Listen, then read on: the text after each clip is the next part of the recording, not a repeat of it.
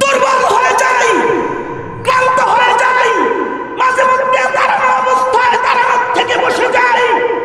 যখন আমি ওই কথাগুলো চিন্তা করি, হয় যাদের দোয়া কবুল হয় এক এক করে তারা সবাই চলে গেল। আল্লামা নূর হোসেন কাসেমীকে কবরস্থ করলাম, আশরাফ আলী রহমাতুল্লাহি আলাইহি চলে গেলেন, মনিরুজ্জামান সিরাজি চলে গেলেন, আল্লামা জুবায়ের আহমদ আনসারী চলে গেলেন, ইমাম বাড়ির হযরত চলে গেলেন, হুসাইন আহমদ রহমাতুল্লাহি আলাইহি চলে গেলেন, বাংলার শাহজালাল শাইখুল ইসলাম আল্লামা আহমদ শফি আমাদেরকে বিদায় দিয়ে জান্নাতের বিছানায় গিয়ে শুয়ে পড়লেন, চলে গেলেন। যেই মানুষগুলোর দোয়া কবুল হতো, যে মানুষগুলো কসম করলে পরে কসম আল্লাহ পুরা করত, এই মানুষগুলো এক এক এক এক এক এক করে আল্লাহর জান্নাতে গিয়ে বসে গেল। আমরা যেন অসহায় হয়ে জমিনে এখন আছি, আমাদের যেন বটবৃক্ষগুলো একের পর এক সব চলে গেছে। যখন এটা খেয়াল করি তখন দুমড়ে মুচড়ে যাই, দাঁড়ানোর থেকে বসে যাই আর আল্লাহকে বলি, আল্লাহ আপনি আমাদেরকে কার কাছে ছেড়ে দিলেন? আপনি কি আমাদেরকে শাহরিয়ার কবিরের কাছে ছেড়ে দিলেন? নাস্তিক মুরতাদের কাছে কি ছেড়ে দিলেন? আপনি কি আমাদেরকে নাস্তিক মুরতাদের জাতাকলে ফেলে দিলেন?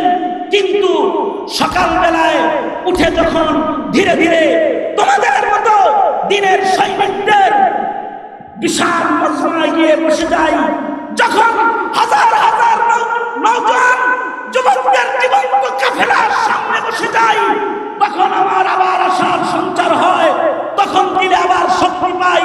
আমার মন বলে, এই দেশে যদি আল্লামা মামুনুল হক কথা বলতে নাও পারে, এই দেশে যদি জুনায়েদ বাবুনগরী কথা বলতে নাও পারে, এই দেশে যদি সাখাওয়াত রাজির জবান বন্ধ হয়ে যায়, এই দেশে যদি হক্কানি আলেমরা কথা নাও বলে, তথাপি দেশের মধ্যে মুমিনদের হৃদয়ে এমন এক ইমানি চেতনাবোধ বিদ্যমান রয়েছে আকাবিরদের মেহনতের বরকতে, যে এই ৯৫% মুসলমানের দেশকে কালিমার ঝান্ডা উঁচা করার জন্য একজন মৌলবীকে রাস্তায় নামতে হবে না। এদেশের রিকশাওয়ালা, ভ্যানগাড়িওয়ালা, সাধারণ দিনমজুর যারা আছে, তারা দিনের জন্য জান বিতরণ করতে সময় হলে একাই রাজপথে দাঁড়িয়ে যাবে। মুক্তিযোদ্ধারা যেতে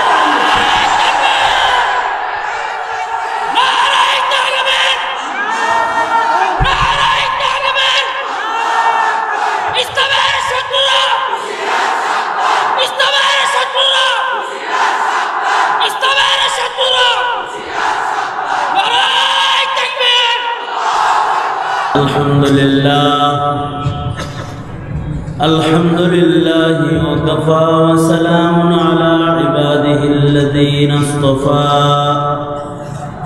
أما بعد فأعوذ بالله من الشيطان الرجيم بسم الله الرحمن الرحيم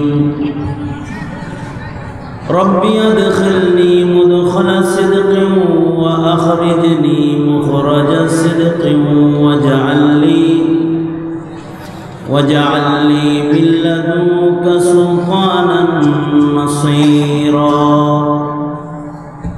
وقال النبي صلى الله عليه وسلم إذا سألت فاسأل الله وقال النبي صلى الله عليه وسلم الدعاء هو العبادة أو كما قال عليه الصلاة والسلام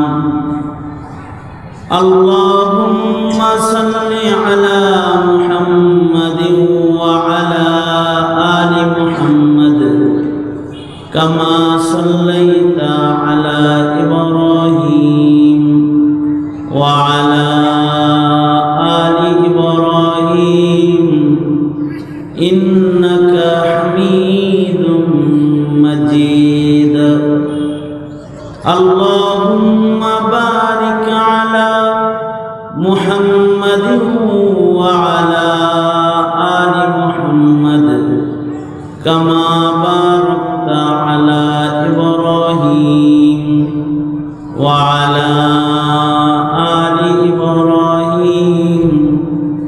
إنك حميد مجيد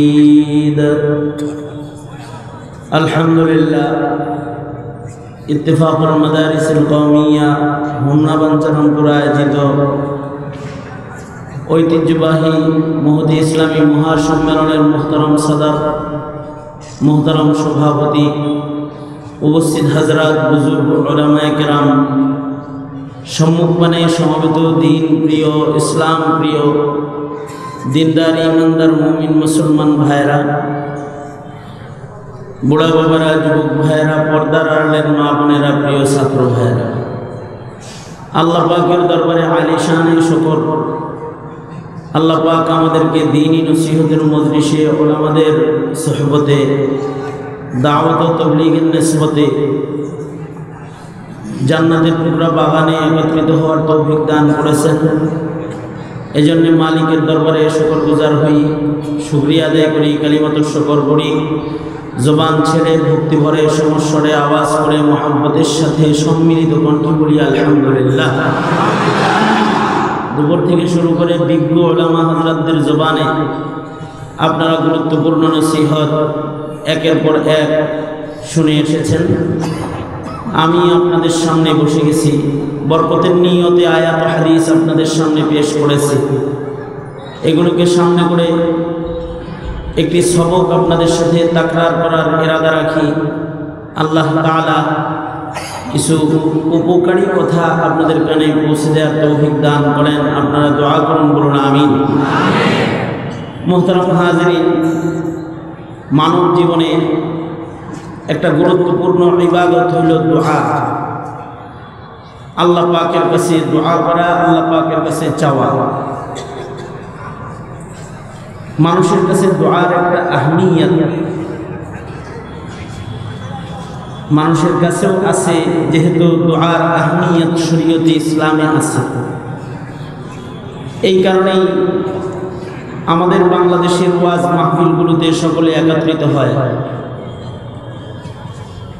একত্রিত হওয়ার পেছনে এটাও একটা কারণ থাকে, অন্যতম এটি একটি কারণ যে ওখানে বসে দোয়া করলে নিজের গুনাহ মাফ হবে, নিজের হাজতগুলো আল্লাহ পাকের কাছে পেশ করলে, নেক মানুষদের বৈঠকে বসে দোয়া করলে আল্লাহ দোয়া কবুল করবে। এ কারণে মানুষেরা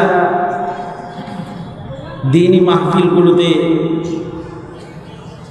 দোয়া করার মানুষে একত্রিত হয়। এ কারণে যে কোনো দ্বীনি মাহফিল যেখানে হয়, যেটা 3 দিন 4 দিন ব্যাপী হয়, সেটার আখিরি দোয়ার দিন মানুষের উপস্থিতি বেশি হয়। এটার একটা কারণ হলো যে 2 দিন 3 দিন মাহফিল হয়েছে, এই মাহফিল শেষে সবাই মিলে দোয়া করবে। এই দোয়ার সাথে যদি আমি গুনাহগারও শামিল থাকি, হতে পারে আল্লাহ তাআলা এর ওসিলায় আমার গুনাহ খাতা মাফ করবে।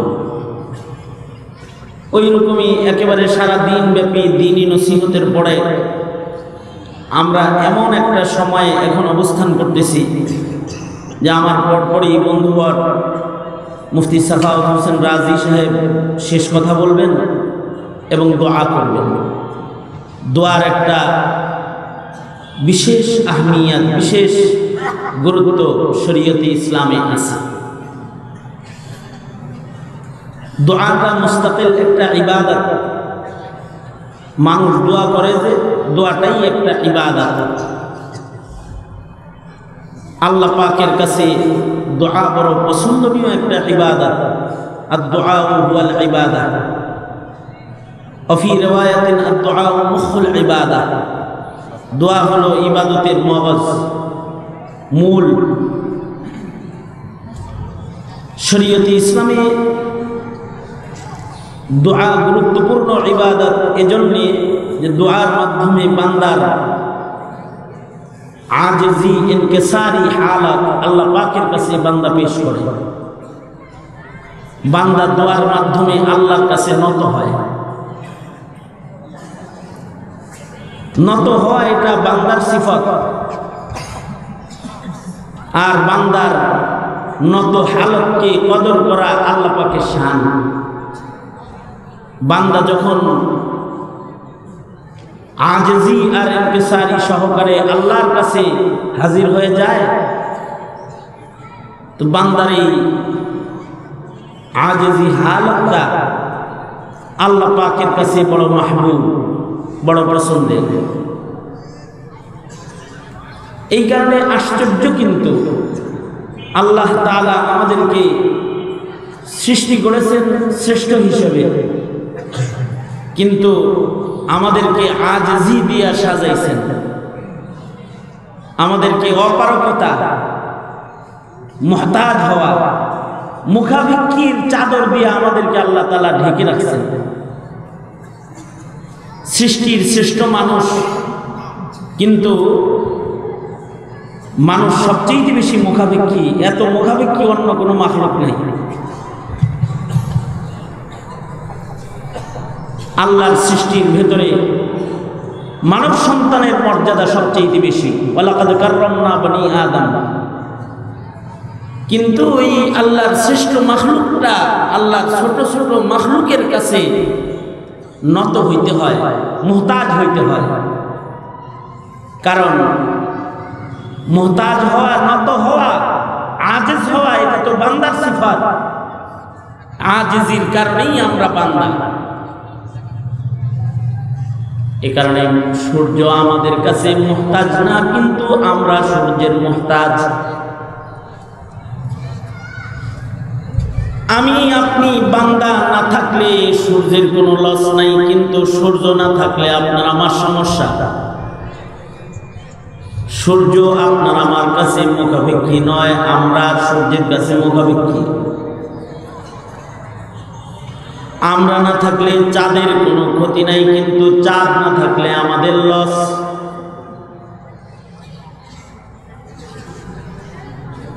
আমরা না থাকলে গাছ ফল দিয়ে যাবে, গাছের কোনো লস নাই, কিন্তু গাছ না থাকলে আমাদের লস।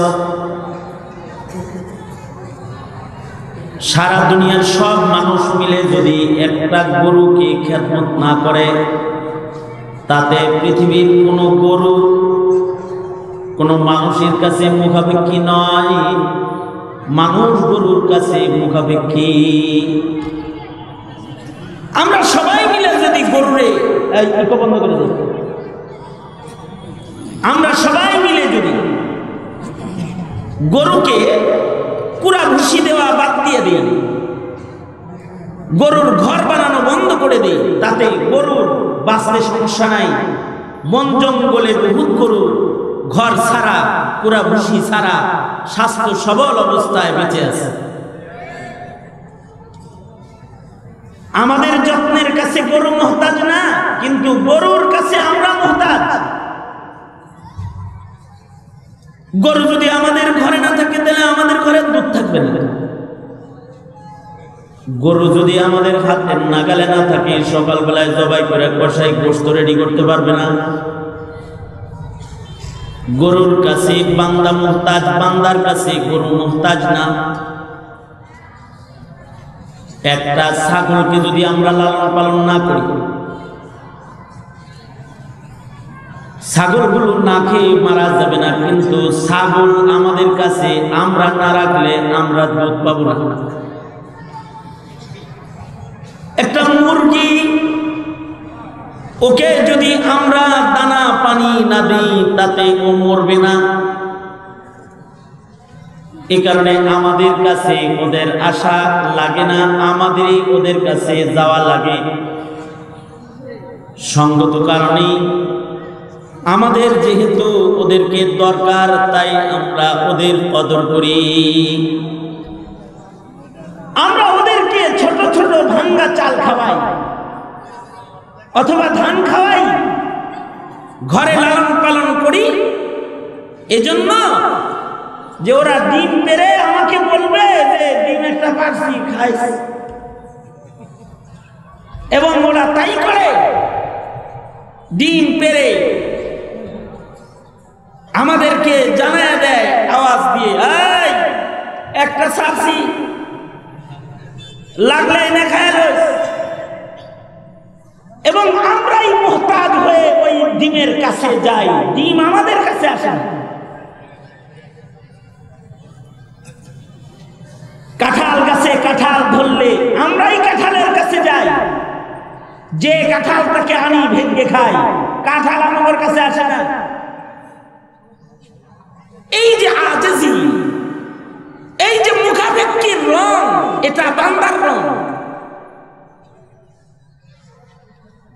सरापा आजिजी होने ने बंदा कर दिया हमको,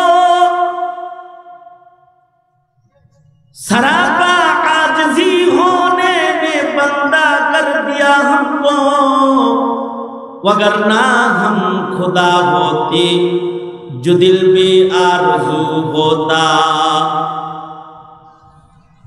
আমাদের জন্ম থেকে মৃত্যু পর্যন্ত পুরা জীবনটাই আজিজি, কারণ আজিজি এটা বান্দার রং। এ কারণে আল্লাহ পাক চান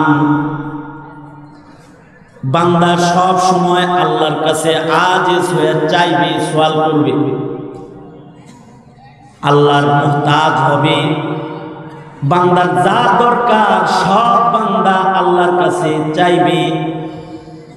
চাওয়া এটা বান্দার সিফাত, দেওয়া হবে আল্লাহর শান। বান্দা চাইবে, আল্লাহ দিবে। চাওয়া আর দেওয়ার মাধ্যমে আব্দ আর মুনিবের সম্পর্ক প্রতিষ্ঠা পাবে।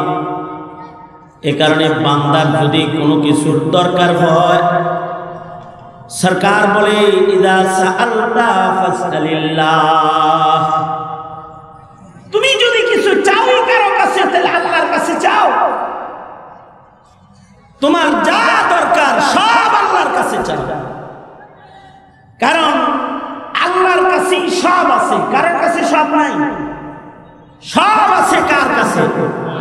আরো আস্তে করে বলেন, আল্লাহর কাছে। সব আছে কার কাছে?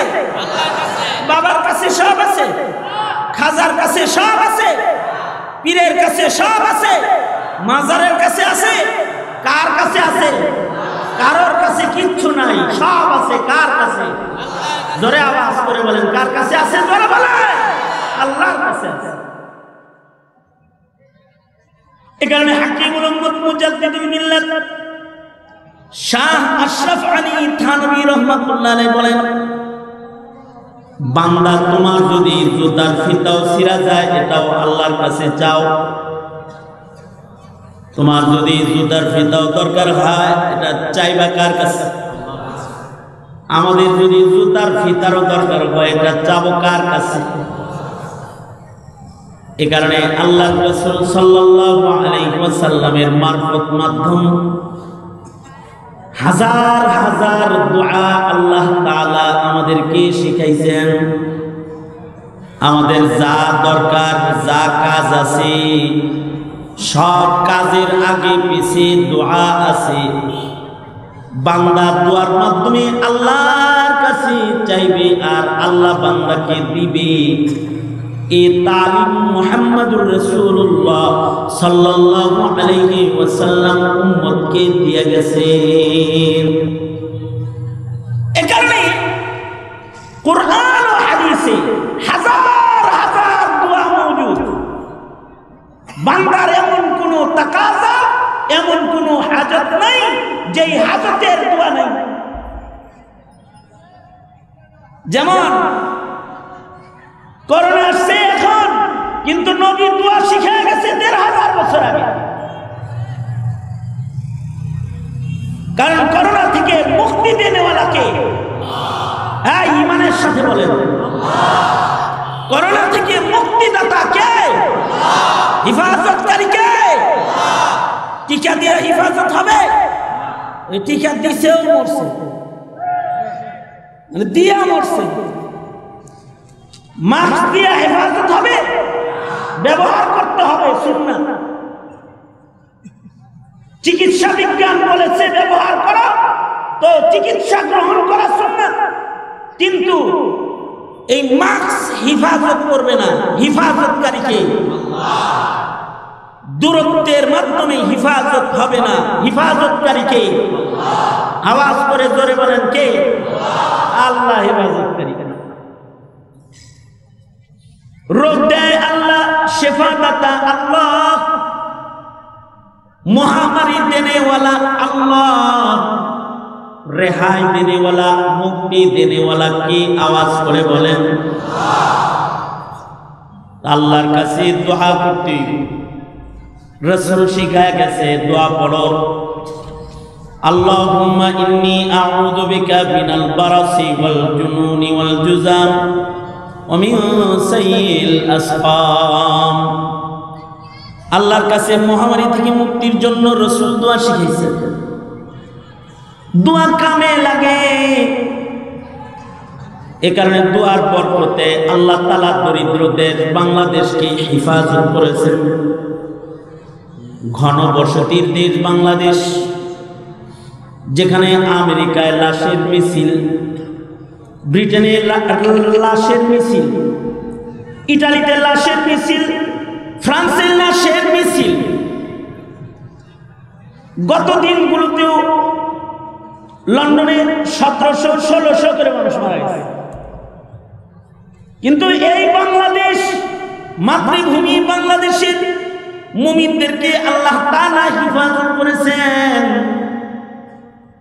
তুলনামূলক ওই ক্ষতি বাংলাদেশে হয় নাই যে ক্ষতি আমাদের ডানে বামে হয়েছে। বিশ্বাস করো, এটা দোয়ার আছে। আমাদের বাংলাদেশের মুসলমানরা ঈমান আকীদার দিক দিয়ে অন্যদের চেয়ে অনেক বেশি অগ্রসর। মুসলিম ওই ইবাদত সফল দেশগুলোতে ক্ষতি কম হয়েছে, কারণ দোয়া বেশি হয়েছে। সকল প্রকারের সার, সকল প্রকারের ক্ষতি থেকে বাঁচানে ওয়ালা কি আওয়াজ করে বলে? সকল ক্ষতি থেকে বাঁচানে ওয়ালা যেহেতু তিনি হেফাজত করতেছেন, হেফাজত হইতেছে। এদেশের প্রধানমন্ত্রীও মুসলমান, প্রেসিডেন্টও মুসলমান, মন্ত্রী পরিষদের সদস্যরাও মুসলমান। সংগত কারণে দুয়ার দরজা খোলার জন্য প্রধানমন্ত্রী স্কুল না খুললেও, কলেজ এখনো বন্ধ থাকলেও মাদ্রাসা খুলেছে অনেক আগে, কারণ ওনার আন্দাজ আছে দোয়া ছাড়া করোনার আক্রমণ থেকে বাঁচা সম্ভব না। মাদ্রাসা তো খুলে দিছে, কারণ ছাত্ররা তিলাওয়াত করতেছে, দোয়া করতেছে, আল্লাহ পাক হেফাজত করতেছে। আজ পর্যন্ত, এ যাবৎ পর্যন্ত এ খবর আমরা পাইনি যে কোন মাদ্রাসায় করোনা আক্রান্ত হয়ে 2জন ছেলে মারা গেছে। পাইছেন? খবর পাইছেন? হেফাজত করলো কে? আরো আওয়াজ করে বলেন, মুসলমানের আওয়াজে বলেন, মুসলমানের আওয়াজে বলেন। যারা খুব নীতি মেনে চলেছে, রেডিও মরছে। ডাক্তার হুমায়ুন নামে আমার পরিচিত এক ডাক্তার আছে, সে বলে হুজুর আমি 17 থেকে 18 জন রোগীর চিকিৎসা করেছি, নিজের হাতে গ্লাভ ছাড়া, মোজা ছাড়া ডাইরেক্ট করোনা রোগী ধইরা আমি সেবা করছি। এগুলো আপনি পরীক্ষা করছেন তো? আমার লগে যে মোজা করলেন, হুজুর আমার করোনা নাই, আমার করোনা হয় নাই। কিন্তু আমাদের ডাইরেক্টর সব চিনি, আমাদের হসপিটালের যিনি ডাইরেক্টর উনি 7 তলা থেকে নিচে নামে নাই, স্প্রে ছাড়া কোনো খাবার খায় নাই, বাইরে আসে নাই, কারোর লোকে দেখা করে নাই। সে কত কিছুদিন আগে করোনায় মারা গেছে।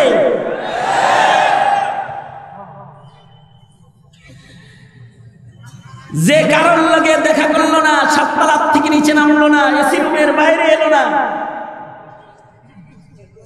তারে করোনায় ধরলো। আর যে তরকারি বেচলো ঘরেই গেল না, রেড অ্যালার্ট যখন তখন কত করোনা রোগীর লোকে মুসাফা করলো, তারে ধরলো না, হেফাজত করলো কে? এমনিতেই তো আর হেফাজত হয় নাই। কার উসিলায় সিন্নি খাও, ঠাকুর চেন না, না ঠাকুর চেন না। দোয়া করার আলাদা কিছু মানুষ আছে, যারা সমাজে দোয়া করে, তাদের দোয়ার কারণে রহমত নামে। এমন কিছু মানুষ আছে তাদের পাক জবানে আল্লাহর কাছে কিছু যদি চায় আল্লাহ তাআলা নগদ দেয়, নগদ দিয়ে দেয়। কারণ দুআর মাধ্যমে সকল মুসিবত থেকে পরিত্রাণ পাওয়া যায়। কারণ পরিত্রাণ দাতা আল্লাহ, দুআ তার কাছেই বান্দার করতে হয়। এ কারণে বান্দার যত কাম আছে সব কামের আগে পিছিয়ে দোয়া আছে।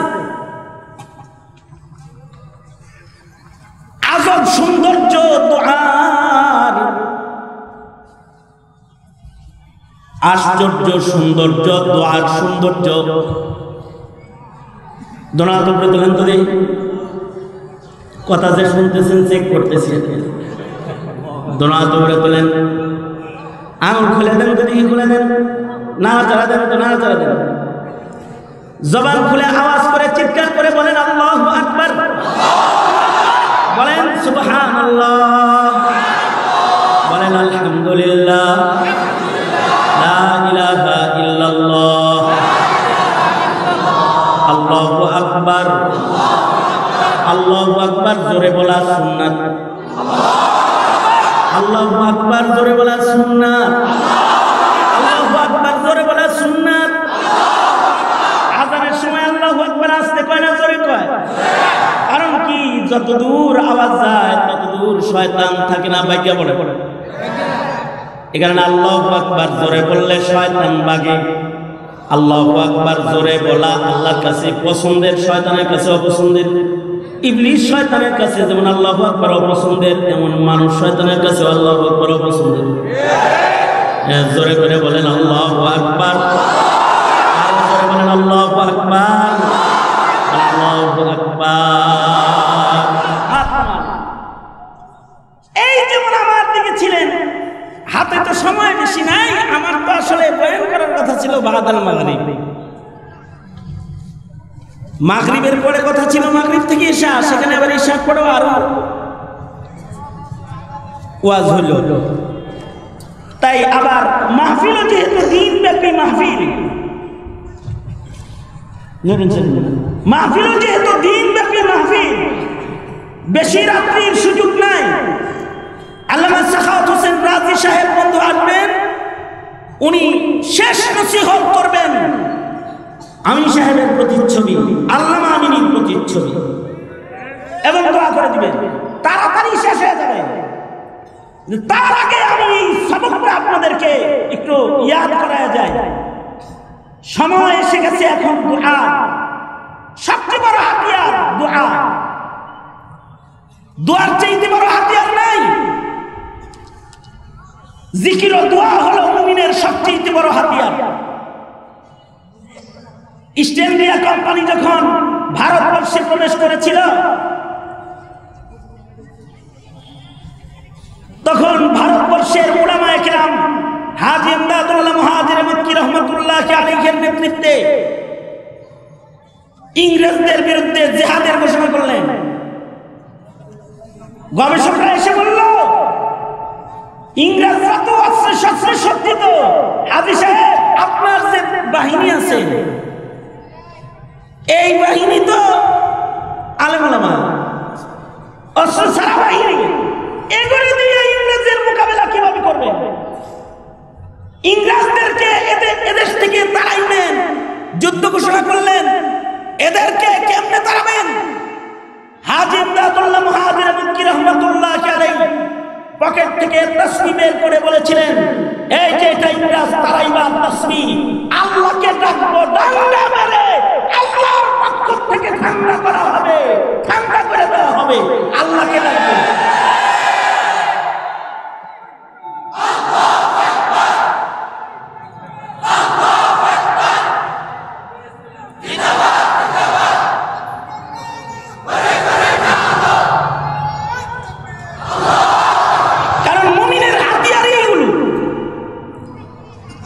মুমিনের হাতিয়ার হলো তাকবীর, মুমিনের হাতিয়ার হলো তাসবিহ, মুমিনের হাতিয়ার হলো দোয়া। দোয়া হলো মুমিনের সবচেয়ে বড় হাতিয়ার। এজন্য দোয়া করব আল্লাহর কাছে। কার কাছে? জোরে আওয়াজ করে বলেন, কার কাছে? যা দরকার সব চামুকার কাছে, কারণ আল্লাহর কাছে সব আছে।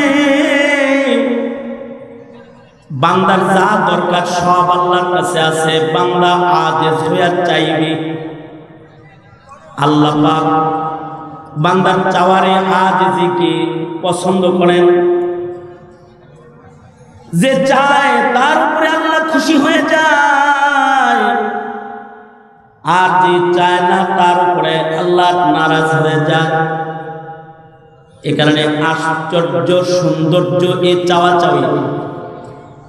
এমন কোন আমল নাই যার আগে পিছে আল্লাহর নবী দোয়া শিখায় নাই।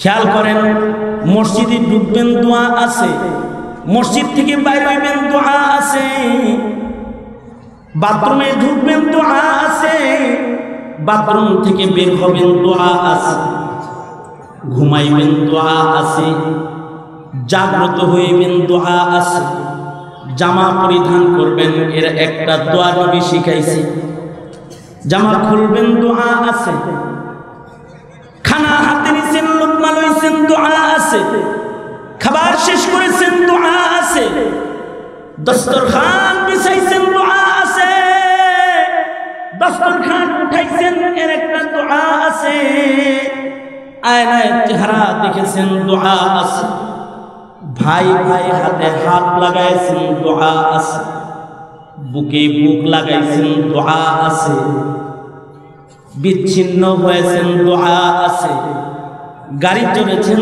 দোয়া আছে, নৌকায় চড়েছেন দোয়া আছে, যে কোনো কাজ শুরু করেছেন দোয়া আছে। এমন কোন আমল, এমন কোন কাজ নাই যার আগে পিছে সরকার আমাদের দোয়া শিখায় না। পদে পদে কদমে কদমে কদমে কদমে আমাদের দোয়ার শিক্ষা দিচ্ছে। অর্থাৎ তোর যত কাম আছে সব কামের আগে পিছে দোয়া, দোয়া করবি, চাইবি আল্লাহ পাকের কাছে। চাওয়াটা আল্লাহ পছন্দ করেন। এত পরিমাণ দোয়া কুরআন ও হাদিসে আল্লাহর রাসূল আল্লাহ তাআলার পক্ষ থেকে এই মিল্লাতে শিখাইছে। এই দোয়াগুলো কেউ যদি মুখস্থ করতে চায়, মাদ্রাসায় পড়া ছাড়া দোয়া মুখস্থ করতে পারবে না। মাদ্রাসায় না পড়লে দোয়া মুখস্থ হবে না। কয়টা মুখস্থ করবো? কয়টা? ঘরে বসে বসে বসে দোয়া মুখস্থ হয়। মাদ্রাসায় না পড়লে দোয়া কালাম মুখস্থ হবে না। বড়াই করলে কাজ হবে না যে আলিম কথা চা আমি ঘরে শিখছি। দোয়া পড়তে গেলে পারতেন না। দোয়া যদি শিখতে হয় তাহলে মাদ্রাসায় পড়তে ভর্তি দিব। আর যদি একলা একলা শিখেন, দুই চারটা শিখবেন কিন্তু পড়ার সময় কাজ লাগাইবেন। এখানে গাড়িতে উঠতেছে দোয়া পড়ে আল্লাহুম্মা ইন্নী আউযু বিকা মিনাল খুবুসি ওয়াল খাবাইস। মানে বাংলা বই দেখে পড়ছে, কোনটা যে কোন জায়গায় কোন লাগবে এটা ভুল লাগেছে। কারণ এটা তার দিলের ভিতরে বসে নাই। চড়তেছে গাড়িতে, দোয়া পড়তেছে বাথরুমের, খাওয়ান শুরু করছে গুফরানা কারাব্বা দোয়া করছে, খাওয়ার সময় হাগামাতার দোয়া করে বয়ে রয়েছে। যদি দোয়া কালাম ঠিক মতো কেউ পড়া বুঝা না শিখে তাহলে দোয়া তার মুখ দিয়ে বার হয় না। আরে চ্যালেঞ্জ করে বলতেছি, দোয়া তো দূরের কথা, যদি মাদ্রাসায় পড়ে না শিখে তারে মুখ দিয়া কালেমা বাইর করন যায় না, আজান বাইর করন যায় না।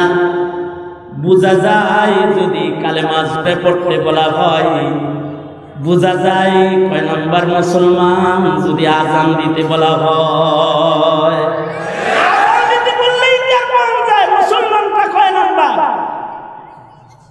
মুসলমানদের দাবি করা তো সহজ, কিন্তু মুসলমানই যেটাকে বলা হয় এটাকে প্রমাণ করার জন্য কিছু শিক্ষা দীক্ষার দরকার আছে।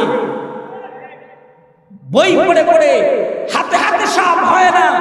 যতক্ষণ না পর্যন্ত রিজালুল্লাহর মাধ্যমে তালিম গ্রহণ না করা হয়, হক সে তালিমটা কম, হক সে তালিমটা বেশি। যদি মক্তবে গিয়েও এর কিছু শিক্ষা কেউ শিখে নেয় তাহলে তার অনেক দোয়া মুখস্থ হয়ে যায়, অথবা যদি দাওয়াত তাবলীগে একটা চিল্লা লাগায়ও কিছু শিখা নয় তাতেও কিছু দোয়া তার মুখস্থ হয়ে যায়, অথবা যদি হক্কানি পীরের খানকায় বসে বসে দোয়া মশক করে শিখা নয় দোয়া পড়ার যোগ্যতা এসে যায়। আর যদি খালি ফটফট করে ফটফট করে ফটফট করলে পরে ফটফট করা যায়, কিন্তু হাকিকতে একটি দোয়া উচ্চারণ করা যায় না। এই কয়েকদিন আগে চট্টগ্রাম গেলাম, এই কিছুদিন আগে চিড়িয়াখানা গেছি, চট্টগ্রাম গেলাম যে। আচ্ছা আপনারা বলুন তো, বিমানে যারা চাকরি লয় এরা তো সব ফার্স্ট ক্লাস অশিক্ষিত। কথা বললি, বিমানে যারা চাকরি পায় এরা কি ফার্স্ট ক্লাস অশিক্ষিত? ফার্স্ট ক্লাস শিক্ষিত। অনর্গল ইংলিশে কথা বলতে না পারলে বিমানবালা অথবা ন্যূনতম ক্রুর চাকরি পাবে না, তাকে অনর্গল ইংলিশ পড়তে হবে, ইংলিশ বলতে হবে, তার একটা শিক্ষাগত একাডেমিক যোগ্যতা অবশ্যই লাগবে, তাছাড়া বিমানের চাকরি পেত না। আমি তো বিমানে সিট লয়ে বয়ে পড়ছি, বিমান ছাড়ার আগে কিন্তু একজন ওয়াজ করে, একজন বিমানবালা অথবা একজন ক্রু ওয়াজ করে। কি ওয়াজ করে? সম্মানিত যাত্রীবৃন্দ, আমরা ৪৫ মিনিটের ভিতরে জিয়া আন্তর্জাতিক বিমানবন্দর থেকে কিছু সময়ের মধ্যে আমরা চট্টগ্রামে গিয়ে অবতরণ করব, সফর শুরু হচ্ছে, এত মিটার উপর দিয়ে আমরা চলে যাব, আপনাদের কোনো টেনশন নাই। কিন্তু যদি অক্সিজেনের অভাব হয় তাইলে উপর থেকে এটা পড়বে, নাকে লাগাইলেন এমনি, এই বেল বাঁধবেন এমনি, এটা করেন এমনি। আর যদি দেখেন যে বিমান কইরা যাইতেছে, ইমার্জেন্সি দরওয়াজা সামনে আছে, মিডলে আছে, পিছনে আছে, এই দিক দিয়ে বাতি জ্বলে উঠবে, যার যার মতো আরামে নেমে করে দিলেন।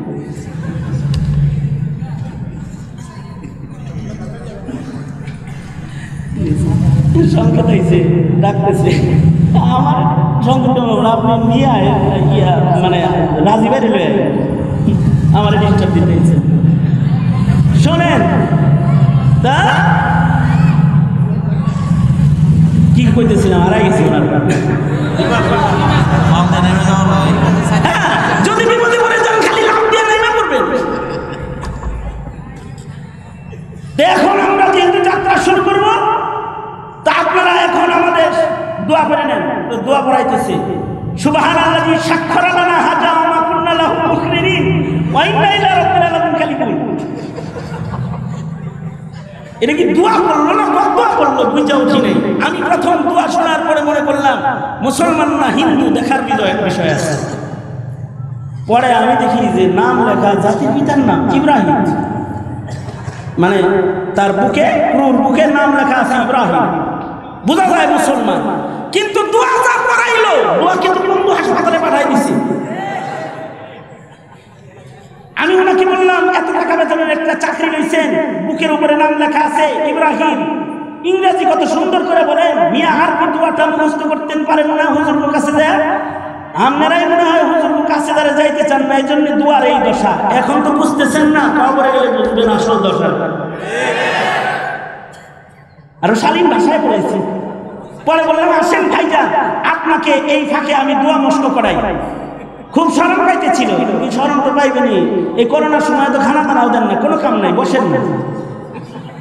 মানে করোনার সময় কিন্তু বিমানে কোনো খাওয়া টাও নেই, তাই আপনার ডিউটি কম, সুতরাং বসেন, দোয়াটা শুদ্ধ করাই। যাই হোক, বর্তমান জোর করেই পড়াইলাম, আর বললাম যে ভালো হয়ে যান, ভালো হইতে পয়সা লাগে। দোয়া কালাম এগুলো তো অন্তত শিখতে হবে। এই দেশের মাদ্রাসা মাক্তবের জন্য দরকার। আমরা মাদ্রাসার মাধ্যমে এদেশের সকলকে মুফতি মুহাদ্দিস বানাইবার মিশন রাখি না, তবে হ্যাঁ অবশ্যই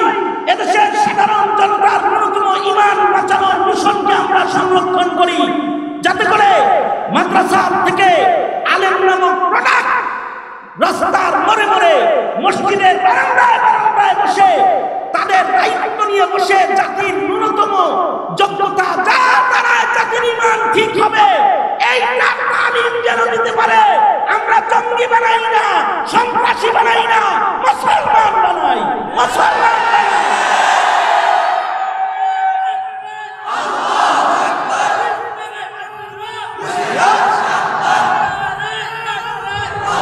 মুহতারাম হাজিরিন,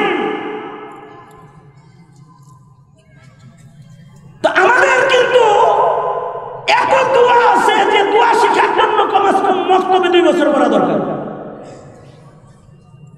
আর আমাদের এই সন্তানগুলো যখন দোয়া করা জানে না, যখন কালেমা পড়া জানে না,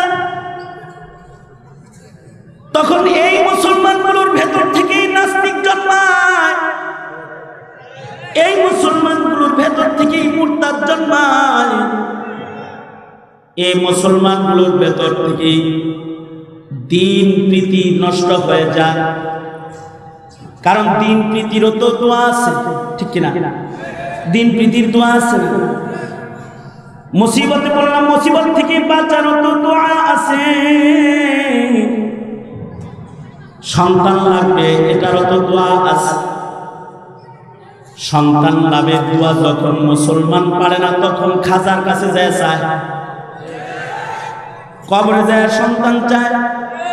এই মুসলমানও জানে কবরে যিনি শুয়ে রয়েছে ইনি মরা লাশ, তারপরেও সে কবরে যায়, তালে তালে চলে যায়। চিন্তা করে আমি যেহেতু বলা জানি না, যিনি বলা জানতো তারপরে যায় একটু কয়ালে, তাতে যদি কিছু পাইয়া বলাই।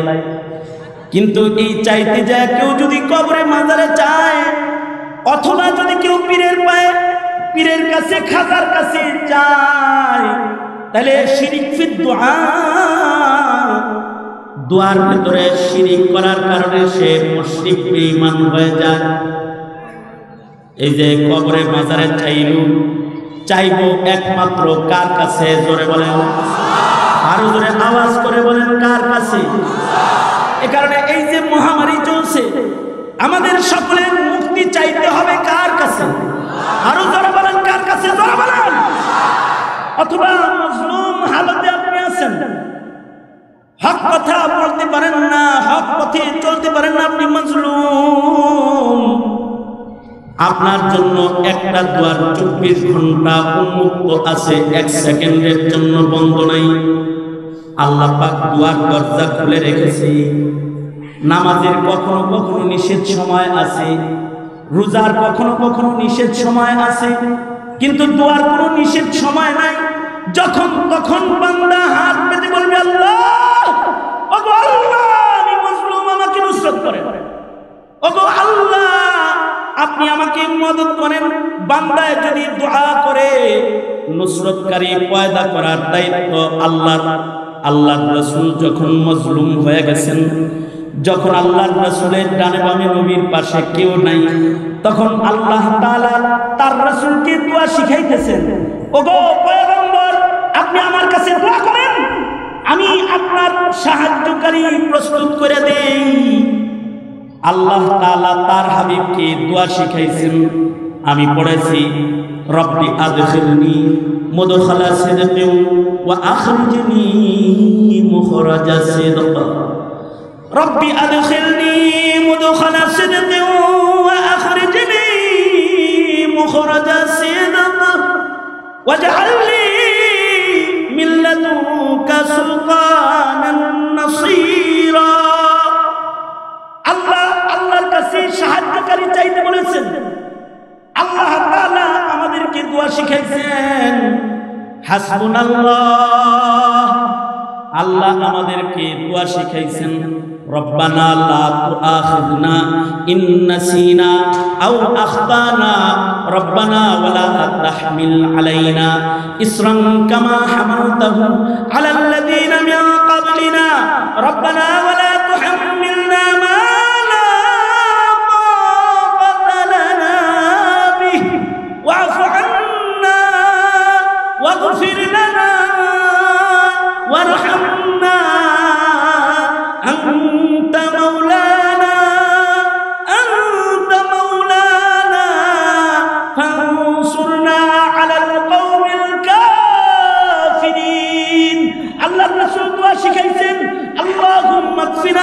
بما شئت اللهم إنا نجعلك في نحورهم ونعوذ بك من شرورهم আল্লাহ দোয়া শিখাইছেন লা হাওলা ওয়ালা কুওয়াতা ইল্লা বিল্লাহ লা ইলাহা ইল্লা আনতা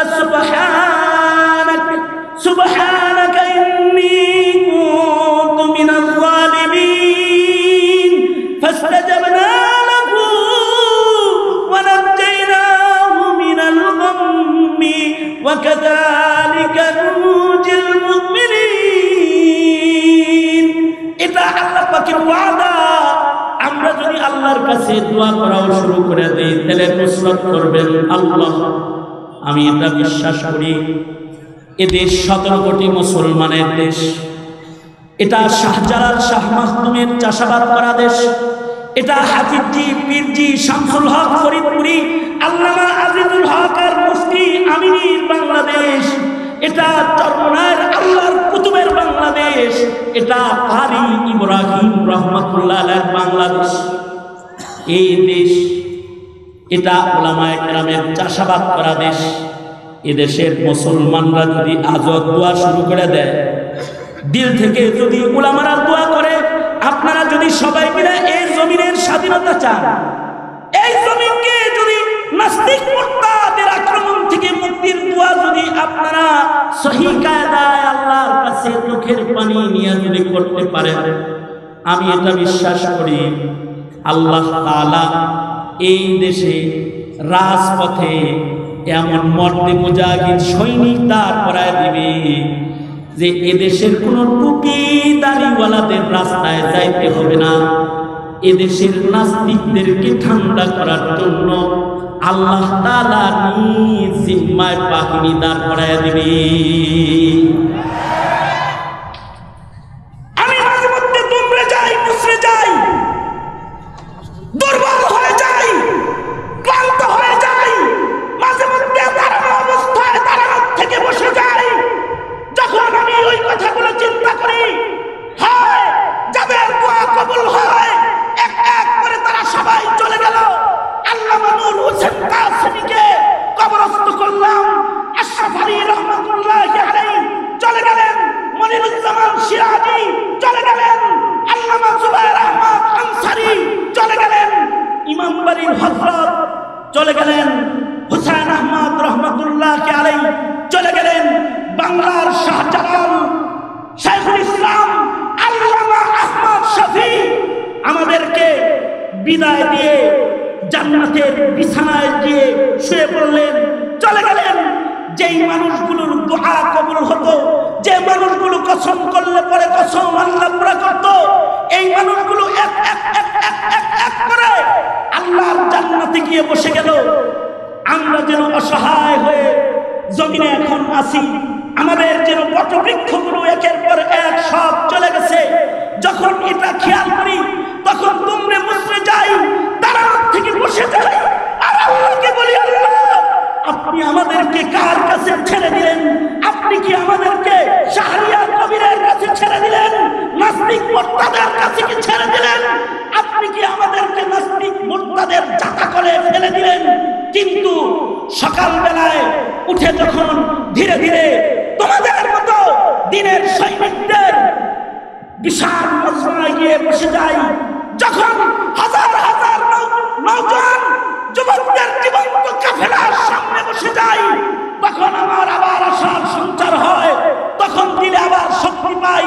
আমার মন বলে এই দেশে যদি আল্লামা মামুনুল হক কথা বলতে নাও পারে, এই দেশে যদি জুনায়েদ বাবুনগরী কথা বলতে নাও পারে, এই দেশে যদি সাখাওয়াত রাজির জবান বন্ধ হয়ে যায়, এই দেশে যদি হক্কানি আলেমরা কথা নাও বলে, তথাপি দেশের মধ্যে মুমিনদের হৃদয়ে এমন এক ইমানি চেতনাবোধ বিদ্যমান রয়েছে আকাবিরদের মেহনতের বরকতে, যে এই ৯৫% মুসলমানের দেশকে কালিমার ঝান্ডা উঁচা করার জন্য একজন মৌলবীকে রাস্তায় নামতে হবে না। এদেশের রিকশাওয়ালা, ভ্যানগাড়িওয়ালা, সাধারণ দিনমজুর যারা আছে তারা দিনের জন্য জান বিতরণ করতে সময় হলে একাই রাজপথে দাঁড়িয়ে যাবে, মুক্তিযোদ্ধারা যেমন দাঁড়িয়ে।